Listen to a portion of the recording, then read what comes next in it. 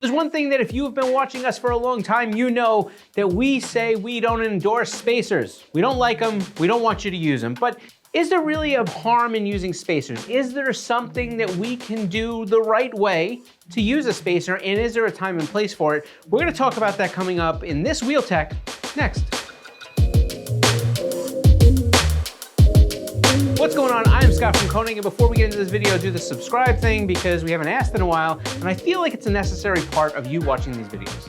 Welcome, my friends. When we start talking about spacers, it's one of those things that we often say we don't condone the use of spacers, and really there's a lot of reason for it, but it really comes down to the punchline of there are so many variables when it comes down to using a spacer on your vehicle that you can cause a lot of issues. The installer can cause a lot of issues, not using the right materials can cause a lot of issues, not using the proper wheel spacer can cause a lot of issues.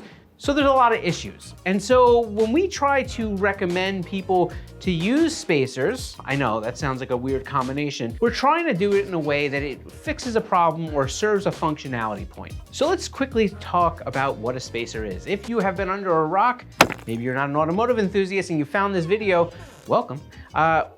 What a spacer is essentially a piece of metal that somehow finds its way onto the hub of your vehicle, which will sit between the hub of your vehicle and the mounting surface of the wheel that will essentially push the wheel out. It pushes the wheel out in a more negative offset direction. If you essentially have a wheel that's 18 by 9.5 at ET25, and you want to go to, let's say, ET15, a 10mm spacer will help you to get to those specifications. Now, when you do this, you have to understand that there's multiple types of spacers. There's gonna be a slip-on spacer, there's gonna be a bolt-on spacer. Where they come into play is extremely important, and how you use them is even more important. Slip-on means that essentially this is a spacer that's going to have nothing on it except some holes into a piece of material, usually aluminum, and it's gonna be a certain varying thickness. You're gonna put that onto the car, and it's gonna slip over the studs or allow the bolts for lug bolts to be able to go through it into the hub. Now, that material is going to allow you to push the wheel away. What it's not gonna do are two crucial functions. One is it's not gonna keep it hub-centric, and two, when you go ahead and use those existing studs or those bolts, you're going to lose thread engagement. This has to be one of the most problematic issues that you could potentially run into when it comes down to using spacers. Thread engagement is so important because it is the exact thing that allows the clamping stress and force to be able to be distributed from the wheel onto your vehicle. It's what holds the wheel onto your car. So if you reduce thread engagement and you run out of having that ability to keep the wheel on the car, you can see where that would be a problem. So another type of spacer that you can often find is a bolt-on spacer. Now, you heard these adapters, spacers, they're kind of all the same. Essentially what it is it's a set of holes that's in a piece of material, again, usually aluminum, where it would have another set of studs in it that would allow the studs to then have their own thread engagement. And this is a good use if you're going wider than, let's say, a few millimeters. Because what it allows you to do is have a fresh mating surface to start that thread engagement all over again. And that's what we're trying to do. But the problem that you have with a bolt-on spacer is you generally can't get them too much smaller than about 10mm. If you put a spacer that's too big on your car, your wheel's gonna sit too far out. It's also gonna increase your scrub radius and make it so that you potentially could have turning issues that would hit your bumper or hit the rear rockers there as you turn the car. So if you use the wrong size spacer, you could find yourself having some rubbing issues. And other common mistakes that people make when they buy spacers is they go over to eBay, they find the cheapest piece of aluminum that happens to have something that resembles studs in it, and they hit buy. Next thing you know, it shows up to the door, they bolt it on, and they have some sort of failure.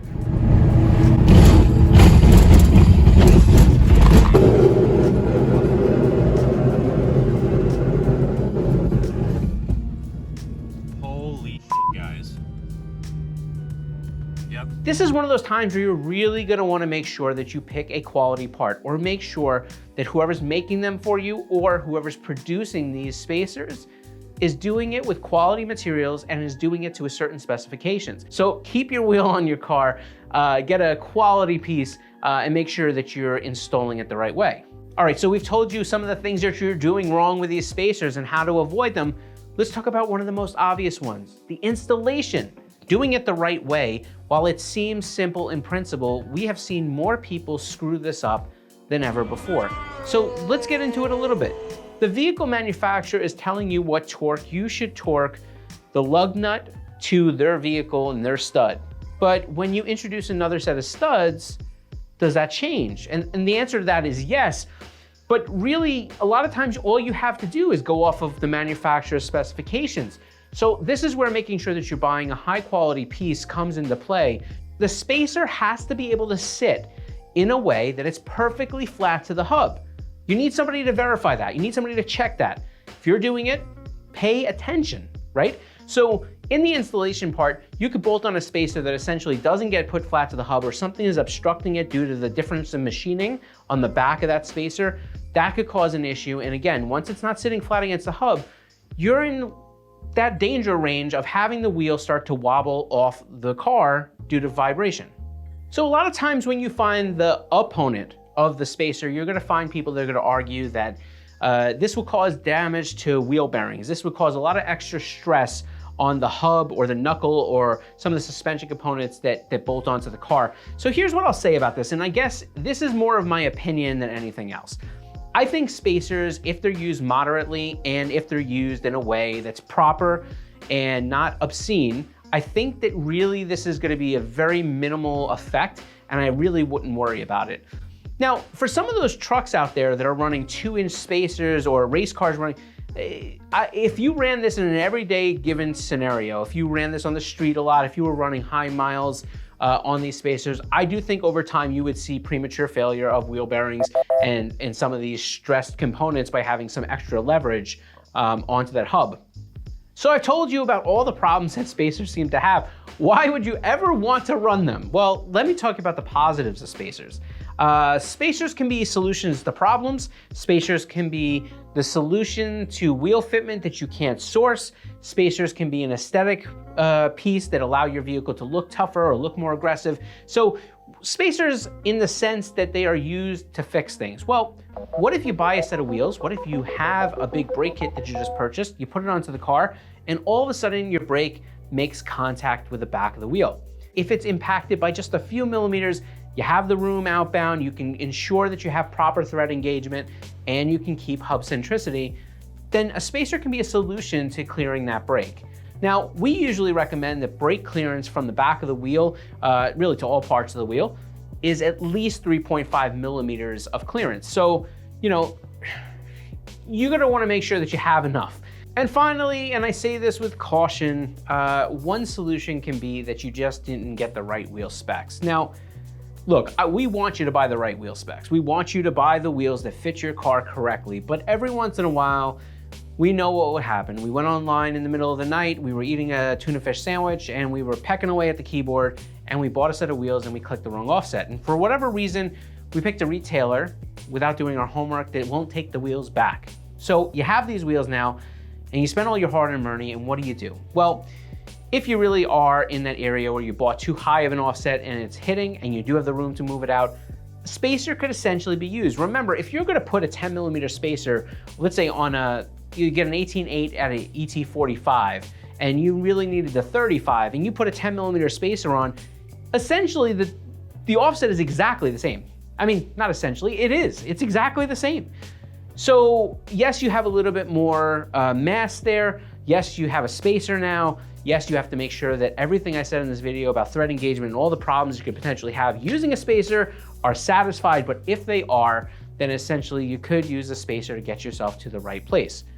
I would just recommend selling the wheels on maybe somewhere else and buying the right set, but you know, to each their own, right? All right, here's the last point that I want to bring out, and people often bring this up. If you're spending the time to be conscious about weight, then don't go add a 10 millimeter spacer or something to your vehicle, because all you're doing is just putting a chunk of aluminum onto the rotating area of the car. I mean, it just doesn't make any sense. Like, you shaved 0.3 off a wheel to be able to put, you know, almost quarter of a pound, half a pound back onto the car.